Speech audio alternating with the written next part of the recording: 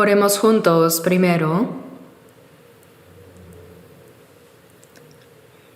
Nuestro Padre Dios Santo, lleno de gracia y amor, te agradecemos por tu amor tan precioso. Gracias por salvarnos con tu poder, gracia y amor, y por cuidarnos para que podamos vivir el resto de nuestras vidas en tu gracia santa y en la Iglesia que es tu cuerpo. Ayúdanos a recordar siempre, día a día, cuán grande es esa gracia y amor que hemos recibido de ti. Y ayúdanos a comprender y guíanos siempre para que podamos llevar una vida preciosa que corresponda a esa gracia. Ayúdanos a tener un corazón sincero que siempre piensa en cómo pagar a Dios todos sus beneficios para conmigo. El mundo se está volviendo confuso y turbulento cada vez más. En medio de eso, Señor, despierta a nosotros los cristianos en este mundo para que podamos actuar como la sal y luz, y que nuestros corazones y pensamientos no sean arrebatados por las cosas vanas y pasajeras del mundo. Señor, sosténnos y guíanos más. También nuestro primer retiro de verano comenzó desde el viernes pasado. Y hoy se está predicando la palabra del Evangelio. Te rogamos, Señor, que nos ayudes más y que nos guíes para abrir los corazones de las almas perdidas, y que el Espíritu Santo obre y guíe a cada uno de esas almas para que puedan ser salvas a través de la palabra de verdad. El retiro de verano se llevará a cabo 7 veces. Queremos que el Espíritu Santo esté siempre con nosotros durante todo el tiempo hasta el último siglo, para que así la gloria del Señor se manifieste más y su gracia se extienda más ampliamente. Pedimos al Espíritu Santo su ayuda y guía para que este retiro pueda concluir de esa manera. Anhelamos que a través de este retiro muchas almas perdidas puedan comprender completamente el amor del Señor, y que a través del trabajo y sacrificio de los cristianos que fueron salvos primero, puedan ellos comprender y ver claramente y aprender cómo es el amor hacia Dios. Llena y guía estos tiempos de esa manera, Señor. Para eso también confiamos y pedimos que nos sostengas con tu poder, gracia y amor precioso, para que todos los que trabajan desde el primer hasta el último 7º retiro no se cansen. Confiamos fervientemente y pedimos que durante todo el tiempo el mismo Señor Espíritu Santo obre, cuide y guíe para que todo pueda llevarse a cabo en gracia sin ninguna dificultad ni accidente. También en este momento confiamos y pedimos completamente solo en el Espíritu Santo. Acompáñanos y ayúdanos todo el tiempo. Agradeciendo todo al Señor, oramos en el nombre de Jesús. Amén. Damos gracias por la alabanza. Busquemos San Juan capítulo 21.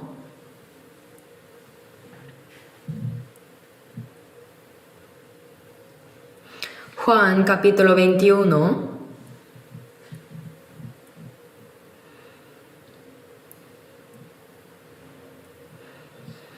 Desde el versículo 15 hasta el 17, versículos 15, 16 y 17, leamos juntos estos 3 versículos. Cuando hubieron comido, Jesús dijo a Simón Pedro: Simón, hijo de Jonás, ¿me amas más que estos? Le respondió: Sí, Señor, tú sabes que te amo. Él le dijo: Apacienta mis corderos. Volvió a decirle la segunda vez: Simón, hijo de Jonás, ¿me amas? Pedro le respondió: Sí, Señor, tú sabes que te amo. Le dijo: Pastorea mis ovejas. Le dijo la tercera vez: Simón, hijo de Jonás, ¿me amas? Pedro se entristeció de que le dijese la tercera vez: ¿me amas? Y le respondió: Señor, tú lo sabes todo, tú sabes que te amo. Jesús le dijo: Apacienta mis ovejas. Buenos días, hace mucho calor, ¿no? Gwangju ahora tiene una temperatura mucho más baja que Seúl. No sé bien cuál es la temperatura de hoy, pero cuando estuve allá en Gwangju el jueves pasado para ayudar, estaba unos 4 grados más fresco que aquí Seúl. Así que los que están sufriendo ahora por este calor y están así con el abanico deberán ir al retiro. Según las estadísticas de ayer, el número de participantes de retiro superó las 12,000 personas. Solo los registrados, así que parece que este año, con los retiros llevándose a cabo hasta el 7º siglo, se reunirán más de 12,000 personas. Entonces, para este retiro, los miembros de la Iglesia de Seúl no deben pensar que solo el cuarto es el retiro de la Iglesia de Seúl, sino que debemos pensar que desde el primero hasta el último 7º todo es nuestro retiro. Y aunque sus cuerpos no puedan estar allá, vamos a hundir nuestros corazones y mentes para poder orar juntos.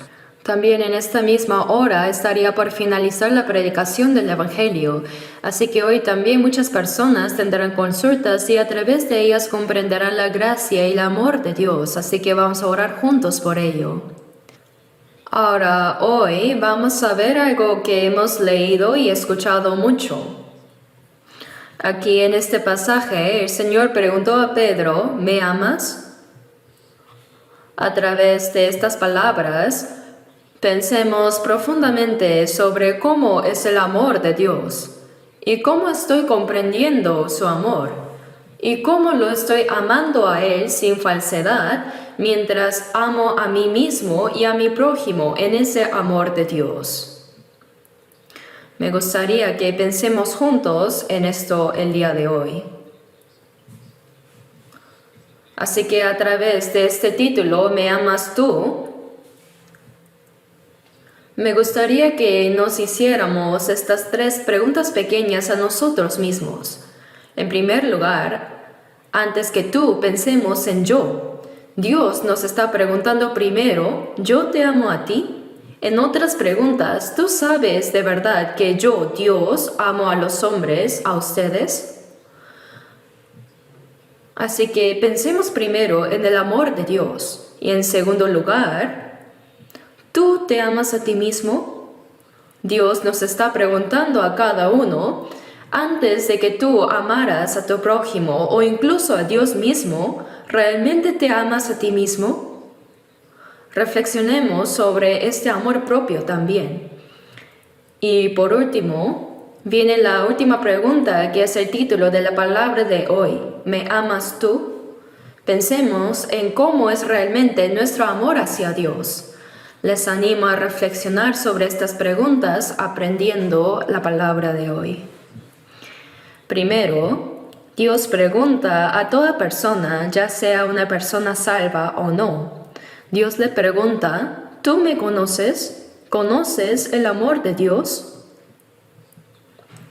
Él nos pregunta esto, pero ninguno de nosotros conocíamos el amor de Dios. Pensemos en esta pregunta considerando cómo era nuestra condición antes y cómo era nuestra condición después de comprender verdaderamente el amor de Dios. Todas las personas, como dice la palabra en Salmos 58:3, se apartaron los impíos desde la matriz. Se apartaron de Dios y dice, se descarriaron hablando mentira desde que nacieron. Por eso cuando Dios mira a todos los hombres en este mundo, después de que Adán cayó, a todas las personas nacidas en Adán, dice en Salmo 14:3, que no hay quien haga lo bueno. No hay ni siquiera uno, dice. En esa condición, delante de los ojos de Dios, todos los hombres son pecadores miserables destinados a ir al infierno. Por eso todos los hombres nacimos sin conocer a Dios, y como nacimos sin conocerlo, los que no lo conocen piensan que Dios no existe, que no hay Dios. En Salmos 10:4 dice, el malo por la altivez de su rostro no busca a Dios, no hay Dios en ninguno de sus pensamientos. A ver, pensemos en todos los pensamientos que suele tener el ser humano. En todos esos pensamientos no está Dios. La base fundamental de los pensamientos que tiene el ser humano es el materialismo y la evolución. En el materialismo y la evolución no hay Dios, ¿verdad? Dice que el mono se convirtió en humano. El humano es solo materia, eso es todo. Así dicen. Con esa ideología el ser humano desarrolló la civilización a su manera. Todas las personas que crecimos recibiendo esa educación en nuestros corazones, en nuestros pensamientos y vidas no hay Dios. Por eso llevamos una vida sin ninguna relación con Dios. Esa es la condición de todos nosotros. Pero ¿cómo describe la Biblia a tales personas? Todas ellas están en tinieblas, dice, están en la oscuridad. ¿Por qué? Porque no conocen la luz. Entonces, la pregunta de parte de Dios, ¿tú me conoces? Significa, ¿conoces el amor de Dios de verdad? ¿Realmente sabes que Dios te ama? ¿Que Dios ama a todos los hombres? ¿Sabes esto? Nosotros, los hombres, no conocemos a Dios. La razón más fundamental por qué no conocemos el amor de Dios es porque no lo conocemos a Él primero. Y no conocer a Dios, en otras palabras, es igual que no conocer la luz verdadera. Si uno no sabe la luz, no tiene más remedio que estar en las tinieblas. Todas las personas nacemos en la oscuridad, caminamos en la oscuridad y entramos en la oscuridad. Esa es nuestra vida. En Job, la Biblia dice, busquemos Job, capítulo 22.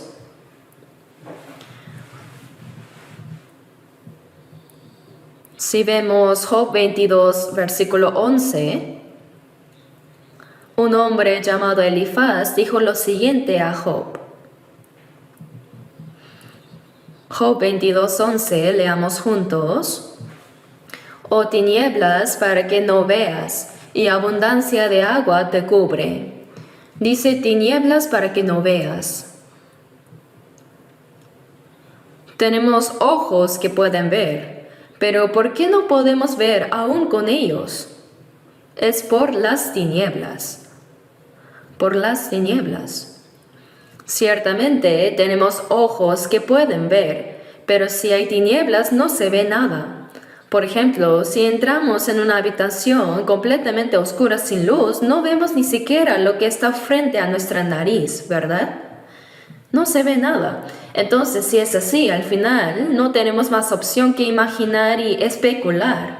Así nos damos cuenta de algunas cosas según nuestros pensamientos y especulación. Y eso es todo lo que nosotros conocemos. Por eso en realidad no hay nada que sepamos con certeza. En la oscuridad solo conocemos algunas cosas que podemos tocar tanteando, pero no hay nada que podamos conocer realmente revelado en la luz. ¿Por qué? Porque las tinieblas cegaron nuestros ojos. Por eso en 1 de Juan 2:11 también dice, pero el que aborrece a su hermano está en tinieblas, y anda en tinieblas, y no sabe a dónde va, porque las tinieblas le han cegado los ojos. Las tinieblas ciegan nuestros ojos. Nos impiden ver, aunque realmente podamos ver. Pensemos juntos, hermanos. Cuando piensan en la luz, ¿qué les viene primero a la mente? La luz del sol, ¿verdad? Cuando la luz del sol desaparece y no hay ninguna luz artificial hecha por el ser humano, cuando desaparece la luz del sol queda una oscuridad total, una tiniebla profunda. Pero cuando amanece y el sol comienza a salir, entra la luz y recién entonces podemos ver todas las cosas. Por eso cuando pensamos en la palabra luz, lo primero que nos viene a la mente es la luz del sol. Sin embargo, la Biblia dice que la luz no se limita solamente a la del sol, sino que en Santiago 1:17 dice, toda buena dádiva y todo don perfecto desciende de lo alto, del Padre de las luces. Dice del Padre de las luces, es decir, hay luces y también el Padre de las luces, ¿verdad? Por eso representativamente hay luz del sol, de las estrellas y luna, y también existe la luz artificial hecha por el hombre. Pero la Biblia dice que hay una luz que es la fuente, el origen de todas esas luces, que es el Padre de las luces. El Padre significa que es el que hace existir, el que comienza todo. Eso es lo que quiere decir la palabra el Padre. Por otro lado, el significado de la madre consiste en criar. Por eso en nuestras vidas, cuando llamamos Padre, estamos haciendo referencia de que Padre es quien me hizo existir. Por eso en poemas antiguos de Corea se dice, mi padre me dio a luz y mi madre me crió. Así que hay una luz que es la más fundamental de todas las luces, y a eso se le llama el Padre de las luces. En Mateo 4:16 dice, el pueblo asentado en tinieblas vio gran luz. Al pueblo asentado en tinieblas no solo les resplandeció la luz, sino dice gran luz. Y a los asentados en región de sombra de muerte, luz les resplandeció. Se refiere a este mundo donde vivimos, la tierra de tinieblas y de sombra de muerte. Dice que es un mundo oscuro.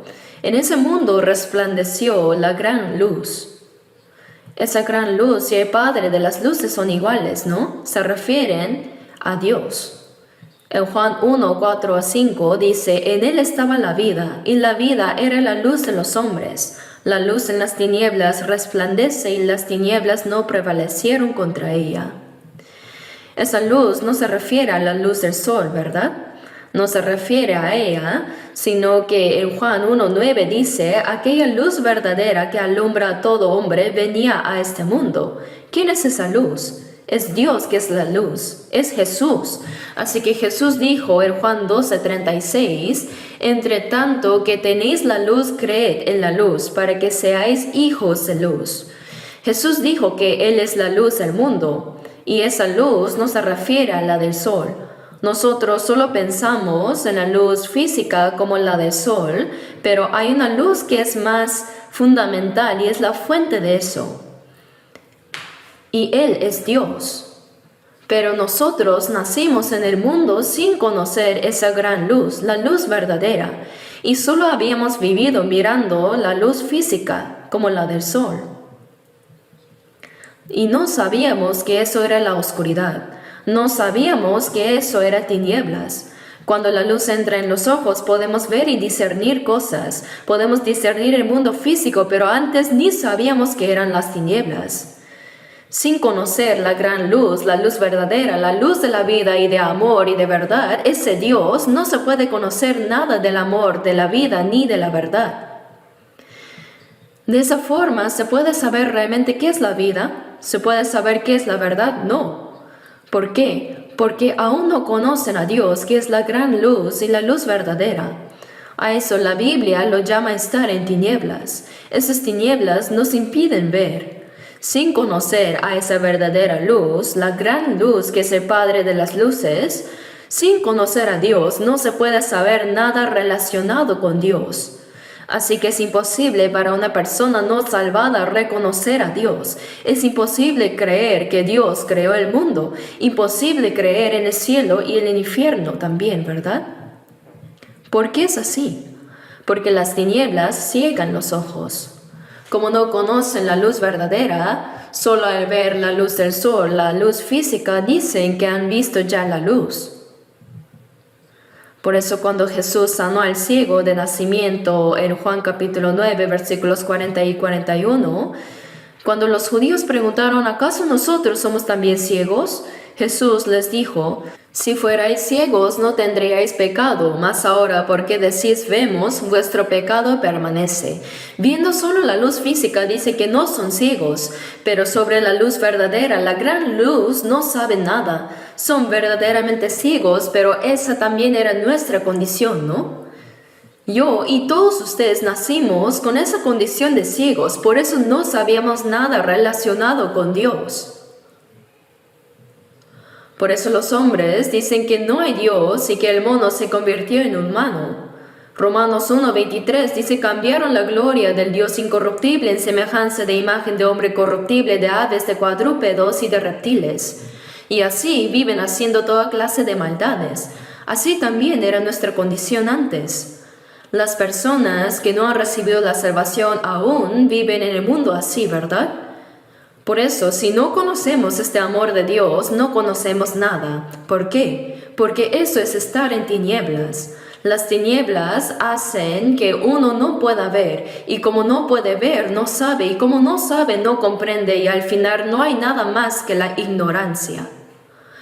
Aunque tengamos mucha sabiduría, poder, dinero y autoridad en este mundo, estas son cosas necesarias solo mientras vivimos en este mundo. Pero al final no resuelven mi problema de muerte ni del alma. Por eso esa ignorancia es la primera condición de no conocer a Dios. El amor de Dios, cuando no conocemos a Él, que es la luz, no sabemos nada. Por eso en Job 8:9 dice, pues nosotros somos de ayer y nada sabemos, siendo nuestros días sobre la tierra como sombra. Somos como un niño nacido recién ayer, no sabemos nada. ¿Sobre qué? Sobre Dios, sobre el mundo eterno, no sabemos nada. Ahora el segundo punto. Antes en el primer punto hemos visto que las tinieblas cubrían nuestros ojos para que no podamos ver, pero ¿cuál es la segunda condición?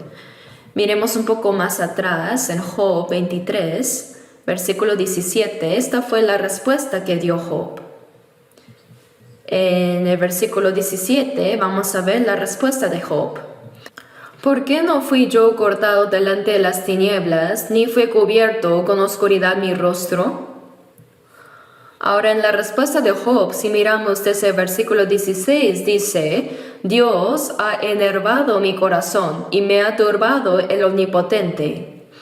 Pero no fui cortado con tinieblas, dice. Está diciendo, no me cortó con las tinieblas. Si lo pensamos de otra manera, eso significa que la oscuridad sí puede cortarnos. La oscuridad cumple la función de cortar las relaciones. Hermanos, imaginen que van caminando por un largo camino oscuro, tomados de la mano de alguien que según ustedes los protege.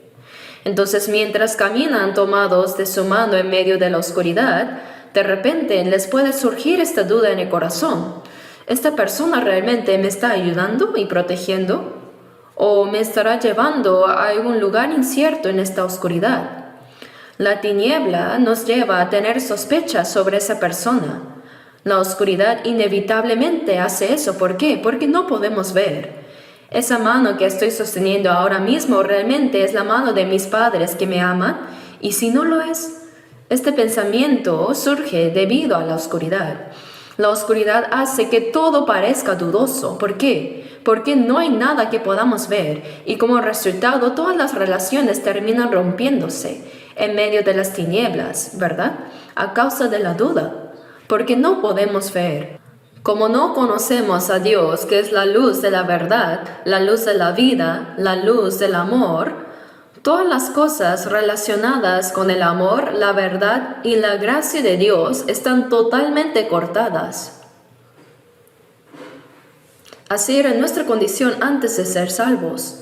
Estábamos completamente separados de Dios, y por estar separados de Dios, todo lo que proviene de Él, la gracia, la verdad y el amor, la vida, también fue cortado.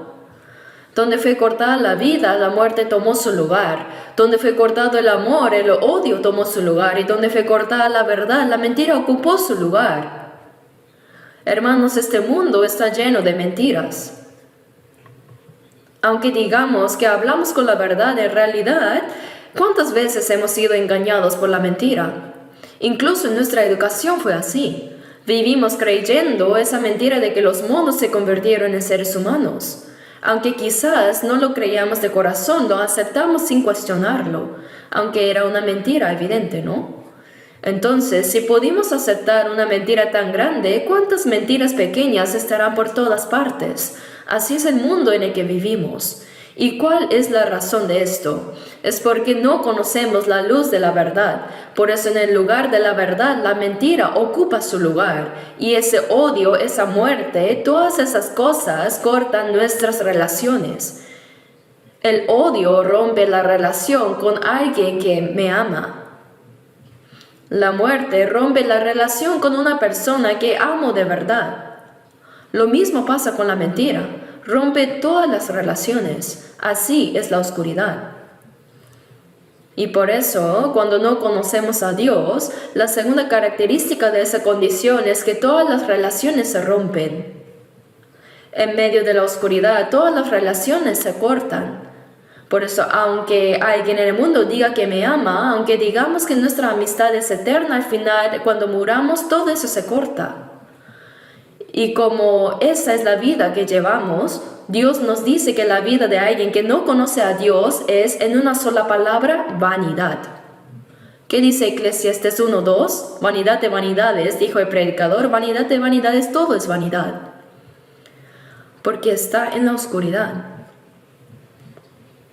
Por el contrario, ¿qué sucede si uno llega a conocer el amor de Dios? ¿Qué sucede cuando uno lo conoce? Antes hablamos de cómo al no conocer el amor de Dios vivíamos en ignorancia, con relaciones rotas y todo era vanidad. Pero ahora, al conocer el amor de Dios, sucede todo lo contrario, ¿no? Cuando uno llega a comprender el amor de Dios, finalmente puede ver lo que antes no podía ver. Empieza a ver lo que antes era invisible. ¿A qué me refiero? En Juan capítulo 9 había un hombre ciego de nacimiento y Jesús sanó a ese hombre ciego. Después de que sus ojos fueron abiertos, este hombre dijo algo impresionante en Juan 9:25. Dijo algo de verdad asombroso. Cuando estos fariseos dijeron que Jesús era pecador, ese ciego cuyos ojos fueron abiertos dijo, si es pecador, no lo sé. No sé si esa persona es pecadora o no, pero una cosa que sé, que habiendo yo sido ciego, ahora veo. Cuando verdaderamente recibimos la salvación, recién vemos lo que realmente debemos ver. ¿Y qué significa ver lo que debemos ver? Significa que vemos la luz verdadera. La luz no es solo la luz del sol. Llegamos a conocer que existe una gran luz, la luz verdadera, el Padre de las luces. Y comprendemos de verdad que todo este mundo comenzó a partir de esa luz verdadera. Por eso, si no hemos recibido la salvación, si no hemos llegado a comprender el amor de Dios, entonces no podemos ver realmente. Solo al ser salvo es que verdaderamente podemos ver. Pero si no recibimos la salvación, aunque tengamos los ojos abiertos, no podemos ver. ¿Y qué es lo que no vemos? No vemos el mundo eterno, no vemos a Dios, no vemos a Jesucristo ni la cruz. No vemos la Biblia. Antes de ser salvos, por más que leamos la Biblia una y otra vez, no la entendemos. La leo en mi propio idioma, pero en coreano, pero no entiendo lo que dice. ¿Por qué sucede eso? Porque estaba ciego. Solo al recibir la salvación me doy cuenta de que, yo era ciego y ahora veo. Cuando entra la luz verdadera, empiezo a ver la Biblia. Veo la cruz de Jesucristo, veo el mundo eterno y veo el cielo eterno. Y así comienzo a dar gracias a Dios. Comienzo a amar más la cruz y comienzo a amar a Jesús y me surge en el corazón un deseo de vivir agradecido por esa gracia. Ese tipo de sentimientos no existían en mí antes. Nosotros no teníamos ese tipo de corazón por naturaleza. ¿Cómo éramos antes de ser salvos? Vivíamos diciendo no hay Dios. ¿Qué sabiduría puede haber en Dios?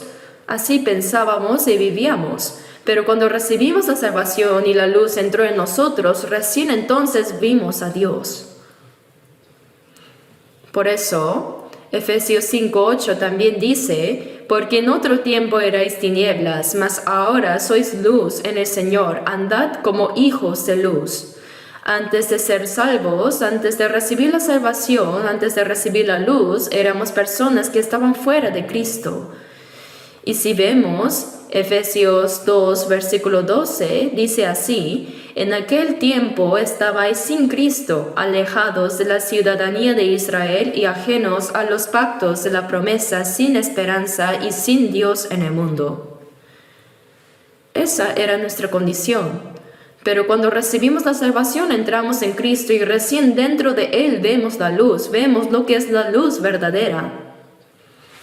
Y cuando uno llega a conocer y comprender el amor de Dios, ¿qué es lo que se restaura? Las relaciones son restauradas. Antes de ser salvos, cuando estábamos en tinieblas, todas nuestras relaciones estaban rotas. La relación más fundamental que fue rota fue la relación entre Dios y yo. La Biblia dice que eso es estar muerto espiritualmente. Dice que somos personas que deben ser juzgadas ante Dios y que si muriéramos ahora mismo no tendríamos otra opción que ir al infierno. Esa era nuestra condición. Pero cuando escuchamos el Evangelio de Jesucristo y recibimos la salvación, esa relación es restaurada. ¿Y qué significa que se restaure la relación? Significa que mi alma que estaba muerta vuelve a vivir. No es que antes no tenía alma y ahora tengo una, sino que siempre he tenido alma. Esa alma fue creada a imagen de Dios, pero a causa del pecado perdió toda autoridad y gloria de parte de Dios y se encontraba en una condición espiritual desconectada de Él. Eso fue por causa de Adán. Así nacimos al mundo. Y la Biblia llama a eso estar muertos. Por eso en Juan 5:25 dice, de cierto os digo, viene la hora, y ahora es, cuando los muertos oirán la voz del Hijo de Dios, y los que la oyeren vivirán. Nosotros éramos muertos espiritualmente. Nuestra relación con Dios estaba cortada a causa del pecado, pero cuando creemos que Jesús en la cruz perdonó nuestros pecados, como dice Hebreos 9:12, se cumplió la eterna redención. En ese mismo momento en que creemos en ese hecho, nuestra relación espiritual con Dios fue restaurada. Con solo creer en la cruz, la relación espiritual entre Dios y yo fue restaurada. Eso es lo que llamamos salvación. Y por eso decimos que la relación ha sido restaurada. La relación más fundamental ha sido recuperada. En 2 Corintios 6, 17 y 18 dice, por lo cual, salid en medio de ellos y apartaos, dice el Señor, y no toquéis lo inmundo, y yo os recibiré, y seré para vosotros por Padre, y vosotros me seréis hijos e hijas, dice el Señor Todopoderoso. ¿Cómo fue restaurada la relación? Como la relación entre un padre y un hijo. Dice, seré para vosotros por Padre, y vosotros me seréis hijos e hijas. Es la relación entre padre e hijo. Por eso cuando recibimos la salvación, Dios nos llama hijos suyos. Hermanos, cuán asombrosa es esta palabra. El Dios creador del cielo y de la tierra se ha convertido en mi Padre. La luz no es solo la luz física, no solo la del sol. ¿No hay acaso una fuente de la luz? Dios es esa fuente. Así como tengo un Padre que me dio a luz en esta carne, la fuente de todas las cosas es nuestro Dios Padre. Cuando recibimos la salvación, recién entonces comprendemos que Dios se ha convertido en nuestro Padre. Y esa restauración de la relación, ¿cómo se expresa? Como padre e hijo, como esposo y esposa, como novio y novia, y aún más como Señor y siervo. Así ha sido restaurada nuestra relación con Dios. Hay muchas formas de que nuestra relación con Dios es restaurada, pero hay un aspecto que solemos pasar por alto, y es que Dios es nuestro Señor y nosotros somos sus siervos. Sabemos bien que Dios es nuestro Padre. Decimos que Dios es nuestro esposo, nuestro pastor, y lo confesamos muchas veces en oración y en nuestras vidas damos testimonio de ello. Pero el hecho de que Jesús, que Dios sea nuestro Señor, eso lo olvidamos con facilidad en nuestra vida diaria. En Hechos 2:36 dice, sepa pues certísimamente toda la casa de Israel, que a este Jesús a quien vosotros crucificasteis, Dios le ha hecho Señor y Cristo. Esto significa que Dios ha hecho Señor mío a Jesús, quien fue crucificado por mí. Entonces, en nuestra vida diaria, estamos viviendo con Jesús como nuestro verdadero Señor y nosotros, de verdad, como sus siervos. La verdad es que no. En Juan 15:14, Jesús nos llama amigos y por eso tratamos a Él como un amigo. Pero ¿cuándo nos dijo Jesús que somos sus amigos? Juan 15:14 dice, vosotros sois mis amigos si hacéis lo que yo os mando, si hacéis. Pero nosotros, sin obedecer sus mandamientos, puede que estemos tratando a Jesús como a un amigo. Eso está mal. Vivimos sin entender qué significa realmente la restauración de la relación con Dios. Una cosa es clara, que cuando comprendemos el amor de Dios, el amor de la cruz, esa relación con Dios se restaura. Y cuando la relación con Dios se restaura, también se recupera la relación con los demás. Antes de ser salvos, decíamos cosas como, a ese tipo no lo perdono ni muerto. Me voy a vengar cueste lo que cueste, pero después de ser salvos y aprender la palabra de Dios, reconocemos que esa forma de pensar era muy necia. Yo era tan limitado, era muy necio. Y así, incluso con personas que pensábamos que jamás podríamos perdonar, comenzamos a tener la fuerza para perdonarlas. Eso es parte de la restauración de relaciones. Cuando conocemos el amor de Dios, vemos lo que antes no podíamos ver. Y cuando se recupera nuestra relación con Dios, comenzamos a entender lo que realmente es la felicidad. Antes de ser salvos, pasábamos mucho tiempo buscando la felicidad. La vida humana en el fondo desea alcanzar esta felicidad. Pero ¿eres feliz de verdad? Antes de ser salvos, no sabíamos qué era la verdadera felicidad. En muchas universidades del mundo se organizan congresos sobre esta felicidad, se realizan seminarios, charlas y conferencias, pero aún así no saben qué es la felicidad verdadera. Dicen haber encontrado este gozo, pero viven con miedo de perderlo, llevando una vida infeliz. Muchos viven así en realidad. Tienen miedo constante de que esa felicidad que ahora tienen desaparezca. Sí hay personas que realmente viven así. Hermanos, ¿qué nos dice la Biblia que es la verdadera felicidad? En Deuteronomio 33, 29 dice, Bienaventurado tú, oh Israel, ¿quién como tú, pueblo salvo por Jehová? Entonces, la felicidad verdadera para el ser humano, ¿qué es? Es recibir la salvación, es ser salvo. Cuando uno recibe la salvación, comprende con claridad por qué existe en este mundo, por qué debe vivir su vida en esta tierra. Llega a conocer su propósito como un ser humano. Si uno no ha recibido la salvación y vive pensando que el mundo lo es todo, no entiende cuál es su verdadera función como persona. Por eso en Eclesiastés 12:13 dice, el fin de todo el discurso oído es este, teme a Dios y guarda sus mandamientos porque esto es el todo del hombre. Temer a Dios y guardar sus mandamientos es la verdadera función del ser humano. Y cuando uno comprende ese propósito, puede ser verdaderamente feliz.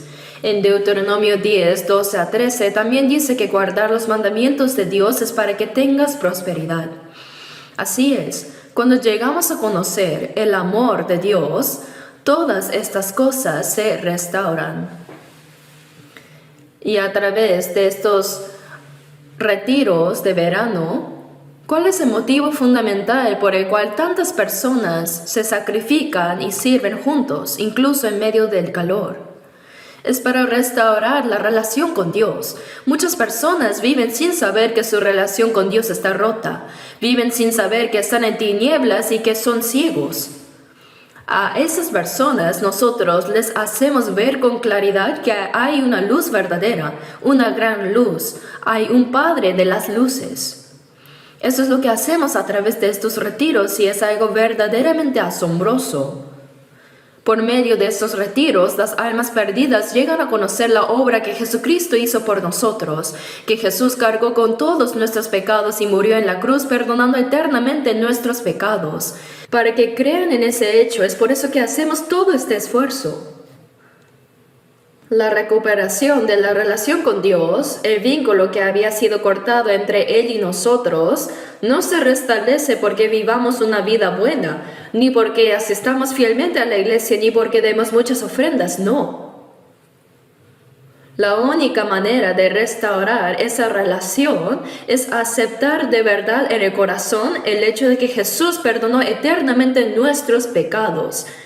Fuera de eso, no hay otro camino. En Hechos 4:12 dice, y en ningún otro hay salvación, porque no hay otro nombre bajo el cielo dado a los hombres en que podamos ser salvos.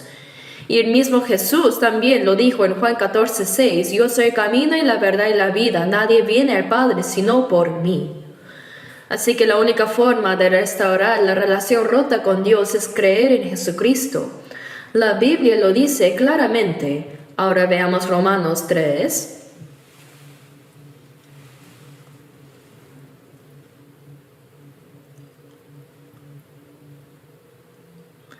Romanos capítulo 3, versículo 23. Romanos 3:23. Por cuanto todos pecaron y están destituidos de la gloria de Dios. Esta es nuestra condición cuando nacemos. Nacimos en este mundo en una condición destituida de la gloria de Dios. Pero dice que hay un camino para que tal persona ahora se convierta en hijo de Dios y sea justificada. Versículo 26 dice, con la mira de manifestar en este tiempo su justicia, a fin de que Él sea el justo y el que justifica al que es de la fe de Jesús. ¿Dónde pues está la jactancia? Queda excluida. ¿Por cuál ley? ¿Por la de las obras? No, sino por la ley de la fe. Concluimos pues que el hombre es justificado por fe sin las obras de la ley.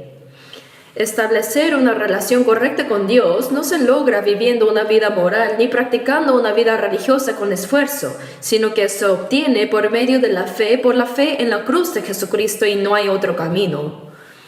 A lo largo de estos retiros, mientras realizamos muchas consejería, vemos que algunas personas reciben la salvación muy fácilmente, mientras que otras, incluso después de haber escuchado todo con detalle, no llegan a recibirla. ¿Por qué?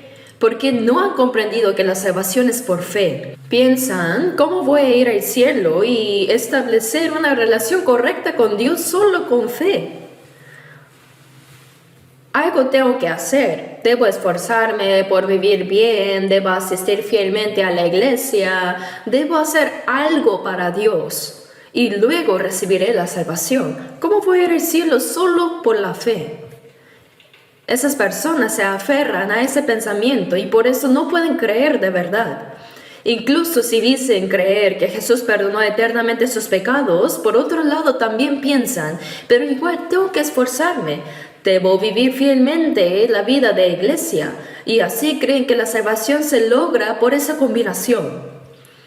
Esta es una de las razones más comunes por las cuales las personas no reciben la salvación, porque buscan mostrar sus propias obras. Pero ¿qué dice la Biblia? Habla de la ley de la fe. Romanos 1:17 dice más, pero el justo por la fe vivirá. Después de que Jesús murió en la cruz y resucitó, una de las cosas que más repitió fue cree. Uno de los discípulos de Jesús, Tomás, no pudo creer en la resurrección, pero Jesús le dijo en Juan 20:27, pon aquí tu dedo y mira mis manos, y acerca tu mano y métela en mi costado, y no seas incrédulo sino creyente. No seas incrédulo sino creyente. Hermanos, la salvación en sí misma es una obra mucho más grande y difícil que la creación de los cielos y la tierra. ¿Por qué? Porque cuando Dios creó el mundo no sudó ni una sola gota, ni derramó una sola gota de sangre. Pero para salvar a un pecador como yo, Dios entregó a su propio Hijo hasta la muerte. Dios derramó toda su sangre y agua en la cruz y ahora nos dice, cree en esto. La salvación fue la obra más difícil y dolorosa para Dios. Pero no nos pidió que nosotros hiciéramos esa obra, sino que su Hijo Jesucristo ya la completó y ahora nos ofrece esa salvación como un regalo y nos dice, recíbelo. Efesios 2:8 dice, porque por gracia sois salvos por medio de la fe, y esto no de vosotros, pues es don de Dios. ¿Y qué es don? Un regalo. Solo hay que recibirlo. Así que desde la perspectiva de Dios, la salvación fue más difícil que crear el universo. Pero desde la perspectiva del ser humano es lo más fácil. ¿Por qué? Porque no tenemos nada que hacer. Solo tenemos que creer lo que Jesús ya hizo, solo debemos recibirlo. ¿Acaso es difícil recibir un regalo? Si alguien dice que es difícil recibir, es porque algo anda mal en esa persona, ¿no? Cuando alguien nos da un regalo con gratitud en su corazón y aún así decimos que es difícil aceptarlo, es porque tenemos una manera equivocada de pensar. Dios nos ha dado la salvación como un regalo. Entonces, ¿cuál es el único camino para conocer el amor de Dios, para restaurar nuestra relación con la luz verdadera, el Padre de las luces? La única manera es por la fe, no hay otro camino. Y por medio de esa fe es que llegamos a conocer a Dios y comprender verdaderamente su amor. Somos personas que han visto esa gran luz. Cuando decimos que alguien ha sido salvo, significa que esa persona ha visto la gran luz, ha visto al Padre de las luces, no con los ojos físicos, sino con los ojos del corazón a través de la palabra. Somos ese tipo de personas. Por eso tenemos esperanza en un mundo que no hemos visto. Los cristianos renacidos tenemos esperanza en un mundo al que no hemos ido todavía, que no conocemos y que no hemos visto. Tenemos esperanza en el cielo. ¿No es eso algo maravilloso? El mundo dice con todo tipo de estudios y razonamientos que venimos del mono, pero nosotros conocemos lo más esencial, que Dios nos creó. ¿No es esta una sabiduría verdaderamente asombrosa? La sabiduría de alguien que ha sido salvo no puede compararse con la sabiduría del mundo. Por eso en Proverbios 9:10 dice, el temor de Jehová es el principio de la sabiduría. Nosotros, los cristianos, somos personas que poseemos esa base, el principio de la sabiduría. Y todo eso fue formado únicamente por medio de la fe en Jesucristo. Gracias a esa fe comprendimos el amor de Dios y finalmente conocimos a Dios. Y a esa persona Dios le hace una segunda pregunta. ¿Tú amas a ti mismo? ¿Te amas a ti mismo? Hermanos, ¿de verdad se aman a sí mismos? Les animo a reflexionar profundamente sobre esta pregunta. No solo escuchen esto como parte de un sermón y lo dejen pasar, sino piensen sinceramente, ¿realmente me amo a mí mismo? ¿Y por qué es tan importante esto? Porque en 1 Juan 4:20 dice, si alguno dice yo amo a Dios y aborrece a su hermano, es mentiroso.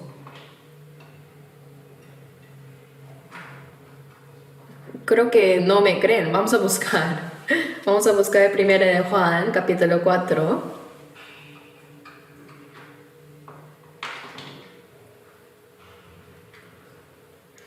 Primera de Juan 4. Vamos a avanzar un poco más rápido. 1 de Juan 4, versículo 20. Si alguno dice yo amo a Dios y aborrece a su hermano, es mentiroso. Pues el que no ama a su hermano a quien ha visto, ¿cómo puede amar a Dios a quien no ha visto? ¿A quién has visto? Si no amas a la persona que puedes ver, ¿cómo podrás amar a Dios a quien no ves? Entonces, entre todas las personas que podemos ver, ¿quién es la más fundamental? Es uno mismo, ¿cierto? Soy yo. Si yo no existiera, el mundo tampoco existiría para mí. El mundo existe porque yo existo. En cierto sentido, el mundo gira en torno a mí. Yo soy el centro de mi mundo. Si yo no existiera, no habría mundo, no habría nada. Pero puede que sin amarnos a nosotros mismos, digamos que amamos a nuestros hermanos, a nuestros hijos, a nuestros padres y a Dios. Pero la Biblia dice que eso es una mentira. ¿Por qué? Porque el amor comienza amándose a uno mismo. Hermanos, si no pueden amarse a sí mismos, ¿cómo creen que será su vida? Se quejan, se lamentan, viven quejándose y se comparan con otros, se rebajan, se autocastigan y no son capaces de dar gracias. Todo es fruto de no poder amarse a uno mismo. Especialmente una señal clara de no amarse a uno mismo es compararse con otros. Cuando uno se compara con otros, ¿qué sucede? La autoestima se destruye y lo único que queda es el orgullo. Lo repito, si te comparas con otros, se rompe tu autoestima y lo único que se levanta es el orgullo.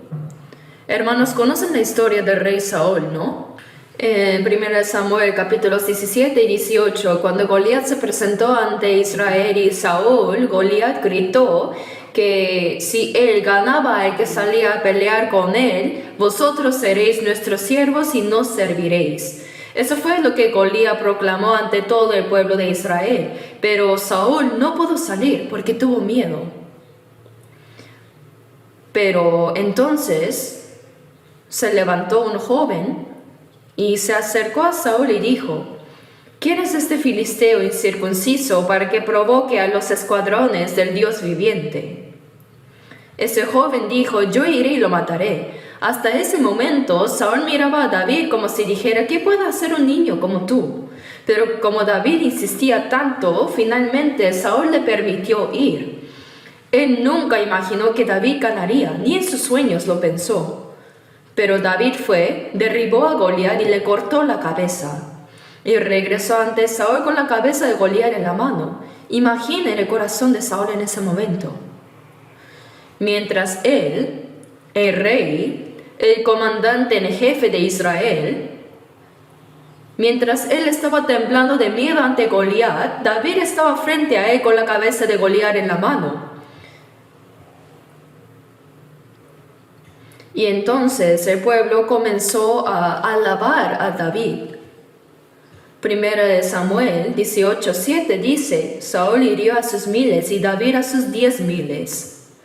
Cuando esto se repetía constantemente, Saúl lo sabía. Aunque los demás no lo supieran, él mismo conocía su propia cobardía. El hecho de que no se atrevió a salir cuando Goliat estaba desafiando al pueblo de Israel. Él sabía que no tuvo valor y que David, siendo un muchacho, confió en Dios y ganó la victoria. Y cuando todo el pueblo comenzó a alabar a David, ¿qué sintió Saúl? Su autoestima fue completamente destruida. Yo soy el rey, y ese muchacho fue y venció confiando en Dios. Entonces, ¿yo qué soy? Su autoestima desapareció, pero ¿qué fue lo que aumentó? Su orgullo. A David dieron 10,000 y a mí 1,000. No le falta más que el reino. Y desde ese momento, Saúl quiso matar a David. El ejemplo clásico de alguien que ha perdido su autoestima y solo vive con orgullo herido es el rey Saúl. Alguien que no sabe amarse verdaderamente a sí mismo termina comportándose de esa manera. Quien no conoce lo que significa amarse verdaderamente termina convirtiéndose en una persona profundamente egoísta y centrada en sí misma. Así era Saúl. Él era el rey, el comandante supremo de Israel. Pero cuando David mató a Goliat, aunque su orgullo se viera afectado, lo correcto habría sido elogiar a David, tenerlo cerca y levantarlo aún más. Eso es lo que haría alguien grande, pero Saúl no pudo hacerlo y terminó persiguiendo a David hasta la muerte. Así es una persona sin autoestima, que vive solo con su propio orgullo. Durante la época de los jueces, hubo un juez llamado Gedeón. Después de una gran victoria en batalla, Gedeón tomó muchas esposas y tuvo 70 hijos. Vamos a ver el capítulo 9 del libro de Jueces. Busquemos juntos. Uno de los hijos de Gedeón se llamaba Abimelech. Este hombre mató a todos sus hermanos, es decir, a los hijos de su padre de otras mujeres. Sus medios hermanos los mató a todos. Y los hombres de Siquem lo hicieron rey. Pero cuando él mató a todos los príncipes, hubo uno que sobrevivió, un hombre llamado Jotam. Él fue el único que escapó. Y luego desde el monte de Gerizim, que era el monte donde los israelíes proclamaban bendición al entrar en la tierra de Siquem, mientras que en el monte Ebal se proclamaba maldición, desde ese monte Jotam proclamó un mensaje profético a los habitantes de Siquem. ¿Y qué tipo de mensaje profético dio? En Jueces capítulo 9 versículo 8, aquí se hace una comparación con ciertos árboles. Y la zarza al que se refiere en esta parábola representa a Abimelech, quien mató a todos sus hermanos y fue hecho rey por los hombres de Siquem. Veamos Jueces 9:8. Fueron una vez los árboles a elegir rey sobre sí, y dijeron al olivo, reina sobre nosotros. Mas el olivo respondió, ¿he de dejar mi aceite, con el cual en mí se honra a Dios y a los hombres, para ir a ser grande sobre los árboles? Hermanos, estos árboles que aparecen, el olivo, la higuera y la vid, ¿qué tienen en común?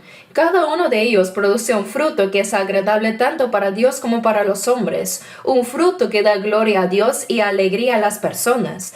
Es decir, tienen belleza y valor ante Dios y ante los hombres, y todos ellos responden en común diciendo, ¿cómo voy a dejar lo que Dios me ha dado, mi propósito, para ir a gobernar sobre los árboles? ¿Qué representa eso? Autoestima. Ellos saben quiénes son, reconocen lo que Dios les ha dado. Eso es tener una sana autoestima, pero ¿cómo es la zarza? No tiene nada que ofrezca gloria delante de Dios ni los hombres, no tiene fruto, belleza ni utilidad. Y aún así, ¿qué dice la zarza? Vamos a ver versículo 14. Dijeron entonces todos los árboles a la zarza, anda tú, reina sobre nosotros. Y la zarza respondió a los árboles, si en verdad me elegís por rey sobre vosotros, venid, abrigaos bajo de mi sombra, y si no, salga fuego de la zarza y devore a los cedros del Líbano. Ahora pues, si con verdad y con integridad habéis procedido en hacer rey a Abimelech. ¿Qué sucedió acá? Eligieron como rey a Abimelech, que era como esa zarza. ¿Y qué se le pregunta? ¿Realmente eso fue con verdad y con integridad? ¿Fue correcto hacer rey a alguien que es como esa zarza? ¿Qué dijo la zarza? El que no obedezca a mi voz, que salga fuego de mí y los consuma. Eso fue lo que dijo. Pero los tres árboles anteriores, el olivo, la higuera y la vid, todos respondieron, ¿cómo voy a abandonar el fruto que agrada a Dios y a los hombres, el fruto que glorifica a Dios para gobernar sobre los árboles? Eso es tener autoestima. Pero la zarza no tiene autoestima, sino solo orgullo. Por eso cuando alguien toca y hiere su orgullo, ¿qué hace? Mata a todos. Al final, ¿cómo murió Abimelech? Una mujer de Siquem le lanzó una piedra de molino desde una torre y se le rompe la cabeza. Así terminó. Ese es el destino de quien ha perdido la autoestima y solo vive con orgullo. Veamos otro ejemplo. Durante el tiempo de la reina Esther había un hombre llamado Amán. Mardoqueo no se arrodilló ante él ni se inclinó, y por eso Amán, que ya no tenía autoestima, solo orgullo, dijo, ¿cómo se atreve ese hombre a no inclinarse ante mí? No sabe quién soy yo. No solo lo mataré a él, sino también a todo su pueblo. Y al final, ¿cómo terminó él? Colgado del mismo madero que había preparado para Mardoqueo. Hermanos, esa es la imagen de alguien que no sabe amarse a sí mismo. Alguien que ha perdido su autoestima y solo le queda orgullo. Esa es una persona que no se ama, es profundamente egoísta. Pero al contrario, ¿cómo es una persona que verdaderamente se ama? Es una persona altruista, abnegada y generosa. Vive para los demás, por otros. ¿Por qué? Porque tiene autoestima. ¿Y quién es el perfecto ejemplo de eso? Jesús. Jesús oró en la cruz por aquellos que lo estaban crucificando. Padre, perdónalos porque no saben lo que hacen.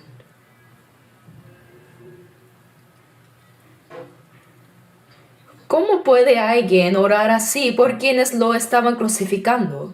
¿Cómo puede alguien lavar los pies de Judas, aquel que lo iba a traicionar?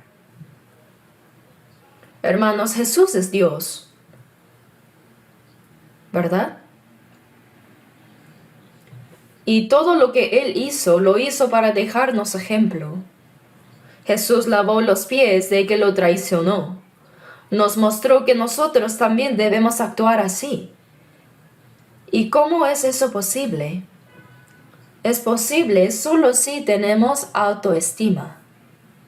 ¿Y qué tipo de autoestima? La autoestima de ser hijos de Dios, hijos de la luz. Sin eso es imposible. Sin eso, cualquier herida al orgullo nos lleva a enojarnos, a explotar y a causar caos a nuestro alrededor. Esa es la actitud de alguien sin autoestima pero con gran orgullo. Por eso Dios nos dice primero, antes de amar a Dios, ámate a ti mismo. Ámate primero.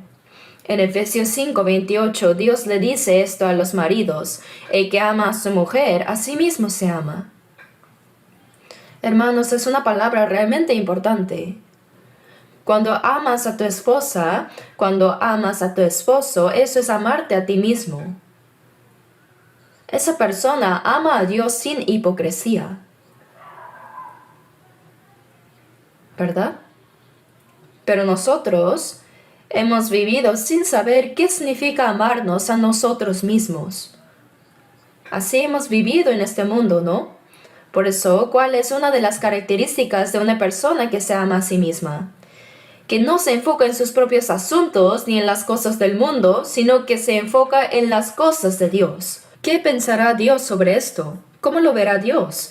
¿Será esto conforme a la voluntad de Dios? Es una persona centrada en Dios. Pero alguien que no se ama a sí misma y que se enfoca en sí mismo, porque lleva una vida egoísta. Y por último, Jesús le preguntó a Pedro, ¿me amas? Y a nosotros también nos hace la misma pregunta, ¿me amas? ¿Amas verdaderamente a Dios? Nosotros somos cristianos renacidos que recibieron la salvación. Los cristianos salvos ciertamente creen en Dios. No existe cristiano salvo que no crea en Dios, ¿verdad? En Hebreos 11:6 dice, porque es necesario que el que se acerca a Dios crea que le hay y que es galardonador de los que le buscan. Los cristianos salvos creemos que Dios existe, que envió a su Hijo Jesucristo a esta tierra y que por medio de él perdonó eternamente nuestros pecados. Esa es la fe que tenemos, sí. Pero amar a Dios es otro asunto. En Lucas capítulo 7, a partir del versículo 36, un fariseo llamado Simón invitó a Jesús a su casa. Pero cuando Jesús entró, Simón no le ofreció ni siquiera agua para lavarse los pies. Sin embargo, una mujer pecadora vino por detrás de Jesús, lloró, mojó sus pies con lágrimas, los secó con su cabello y derramó perfume sobre ellos. Pero Simón, al ver esto, pensó, Lucas 7:39, si fuera profeta, conocería quién y qué clase de mujer es la que le toca, que es pecadora. Estaba pensando en cosas equivocadas. Entonces Jesús le dijo, ¿sabes cuál es la diferencia entre esta mujer y tú? Entré en tu casa y no me diste agua para mis pies, mas ésta ha regado mis pies con lágrimas y los ha enjugado con sus cabellos. ¿Qué diferencia hay entre ustedes dos?, preguntó Jesús. Y dijo, porque amó mucho, por amor. Nosotros también creemos en Jesús, creemos en Dios y en la Biblia, eso no lo negamos. Pero en cuanto a amar a Dios y a Jesús, ahí es donde hay una gran diferencia entre los cristianos.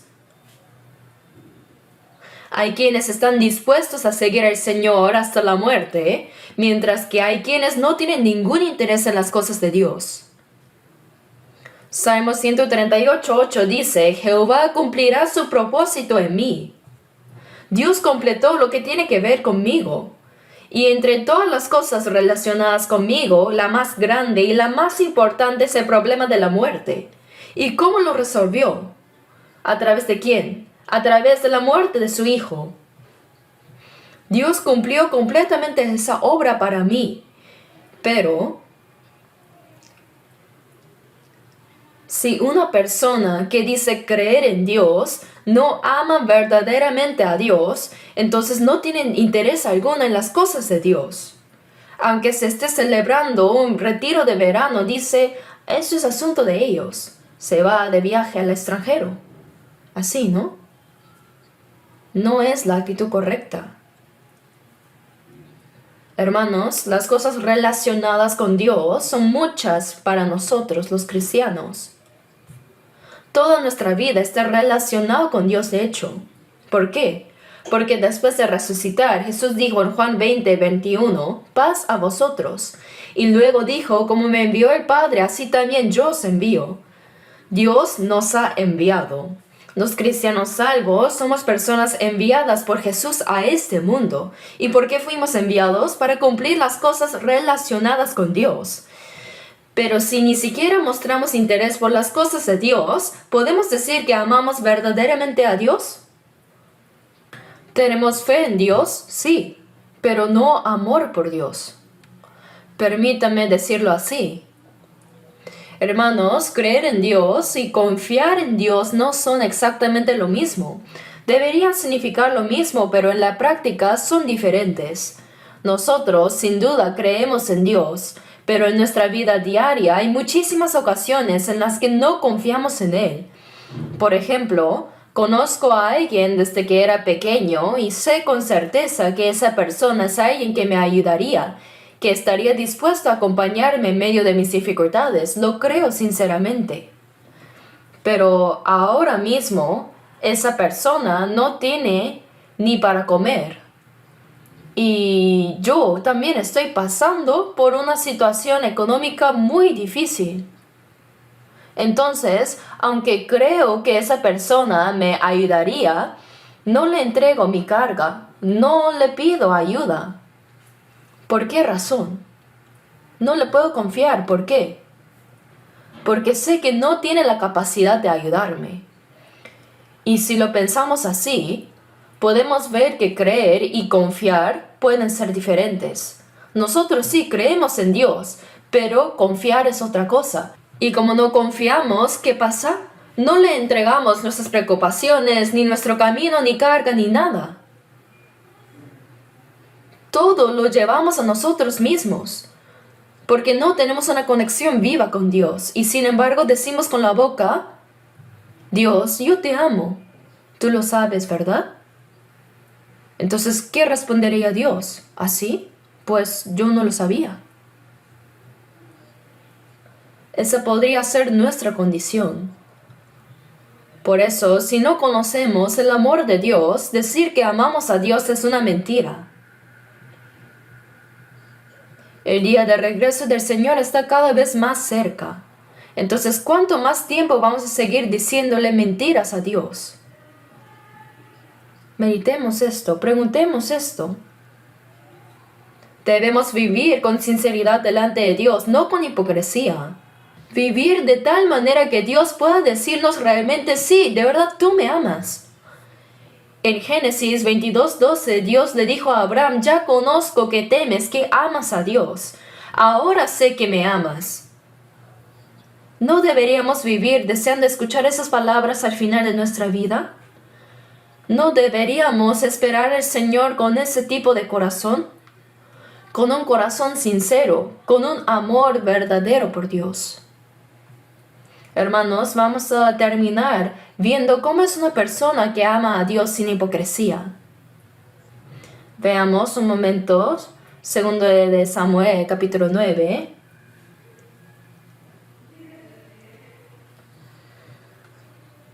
Este pasaje habla de Mefiboset, segundo de Samuel, capítulo 9. Segundo de Samuel 9. Es sobre Mefiboset, quien era nieto de Saúl. Su padre era Jonatán, el hijo de Saúl. Pero cuando Saúl y Jonatán murieron, la nodriza de Mefiboset lo tomó y salió huyendo, y en esa huida lo dejó caer y quedó cojo de ambos pies. En ese momento, Mefiboset tenía 5 años. Así que él recordaba cómo era cuando podía caminar. Recordaba cómo su familia pertenecía a la realeza. Pero ahora este descendiente de una casa real en ruinas, cojo de ambos pies, es llamado por el rey David. Y David le dijo lo siguiente: Veamos en 2 Samuel 9, versículo 7. Y le dijo David: no tengas temor, porque yo a la verdad haré contigo misericordia por amor de Jonatán tu padre, y te devolveré todas las tierras de Saúl tu padre, y tú comerás siempre a mi mesa. Cuando Mefiboset fue llamado por David, pensó que lo llamarían para matarlo. ¿Por qué? Porque cuando hay un cambio de gobierno, lo común es que eliminen a todos los del régimen anterior. Eso es lo que en el mundo suele hacer. Por eso, ¿qué dijo Mefiboset? Veamos el versículo 8. Y él, inclinándose, dijo: ¿quién es tu siervo para que mires a un perro muerto como yo? ¿Cómo se llamó a sí mismo? Perro muerto. No tenía ninguna autoestima. Ninguna autoestima. Hermanos, así éramos nosotros. ¿Qué clase de autoestima podríamos tener si nos enseñan que venimos del mono? ¿No? Pensemos juntos. Dios me creó a su imagen para su gloria, y por otro lado me dicen que vengo del mono.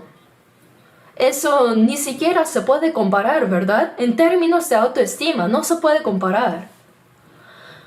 Así, por naturaleza, el ser humano no tiene autoestima. Mefiboset se consideraba como un perro muerto, no tenía autoestima ni orgullo. Pero muchos de nosotros somos diferentes. No tenemos autoestima, pero sí un orgullo enorme. ¿Y qué hizo David con ese Mefiboset?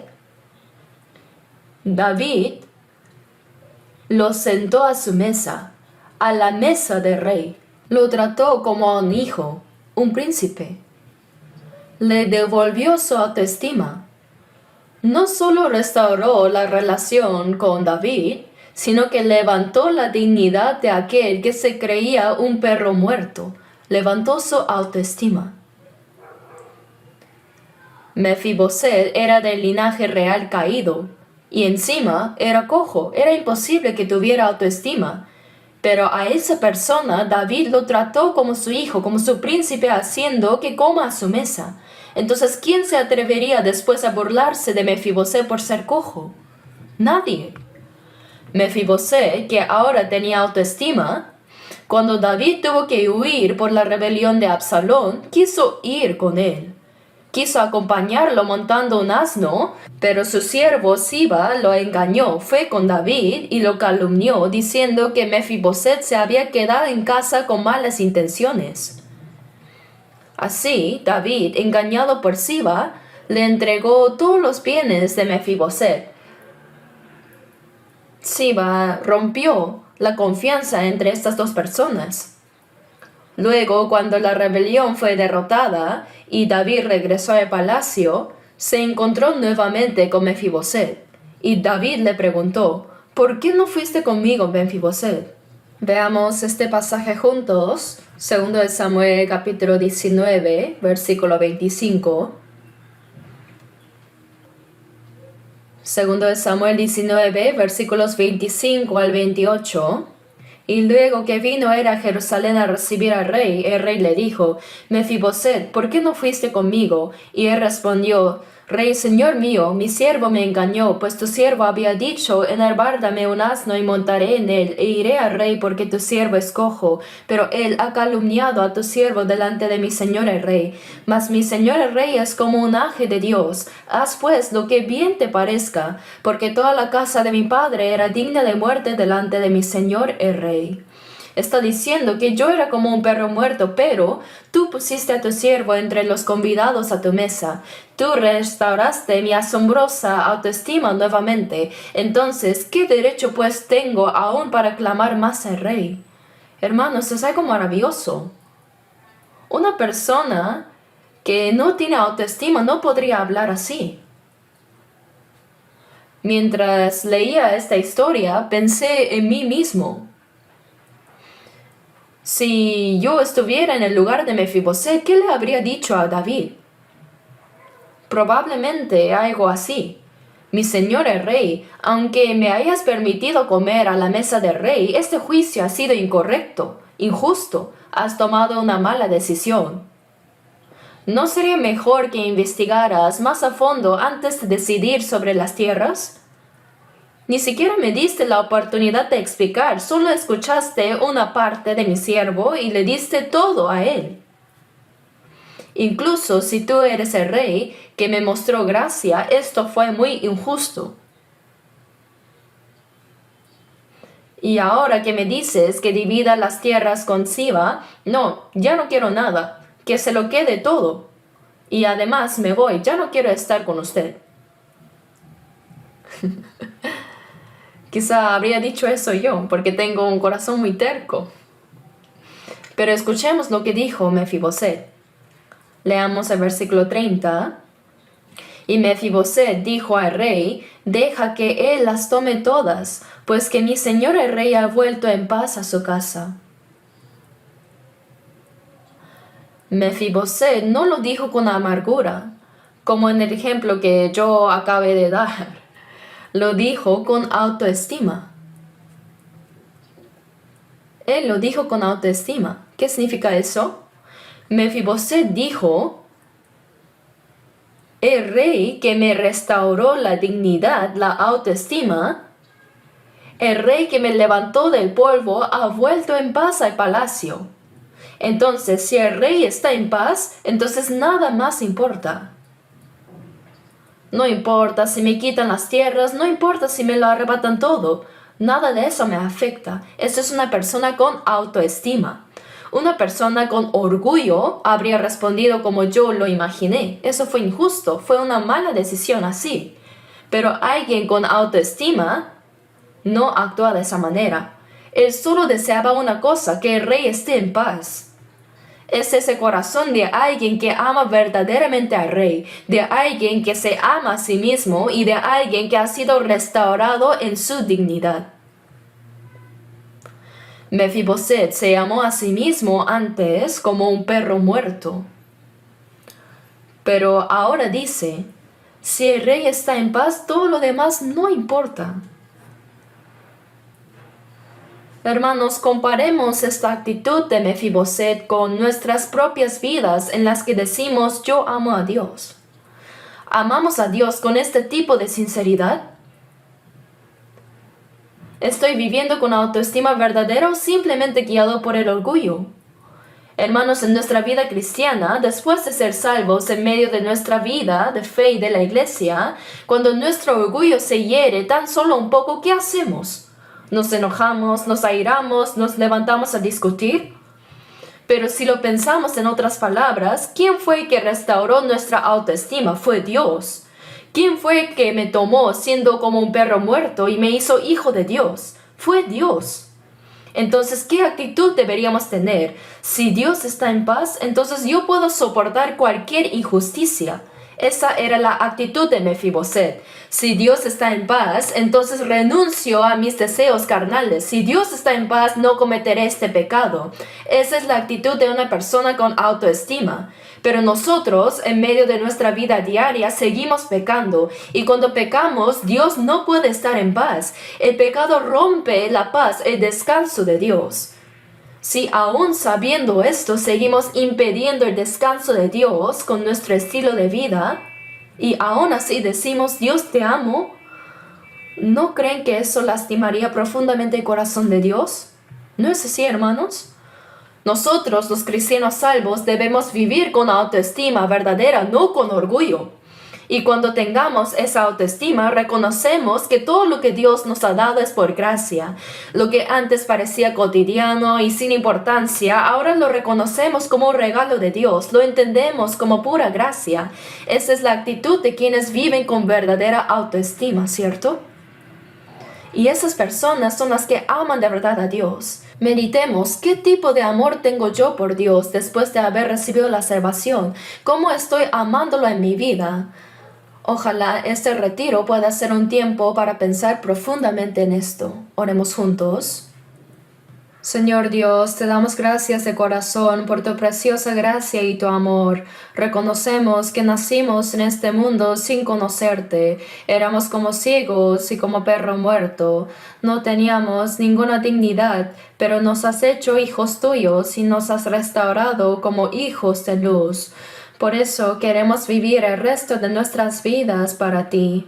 Te rogamos con todo nuestro corazón que nos conduzcas y nos guíes para que podamos vivir una vida en la que primero aprendamos a amarnos a nosotros mismos y luego a quienes nos rodean y así amar de verdad a Dios con un amor genuino. Si en mi vida solamente tú, Señor, puedes estar en paz, aunque esta sea una palabra pequeña, quiero que ella sostenga mi corazón, para que así pueda reflexionar profundamente siempre en cómo estoy amando realmente a ti. Te pido que concedas esta reflexión a cada uno de nosotros. Ahora ha comenzado el retiro de verano. Te pedimos que desde el comienzo hasta el final del 7º ciclo nos guíes con gracia aún más abundante y con amor, y que todo se realice sin ninguna dificultad y que podamos concluirlo en medio de la plenitud de tu gracia. Por todo esto te damos gracias y oramos en el nombre de Jesús, quien nos ama y nos guarda hasta el fin. Amén.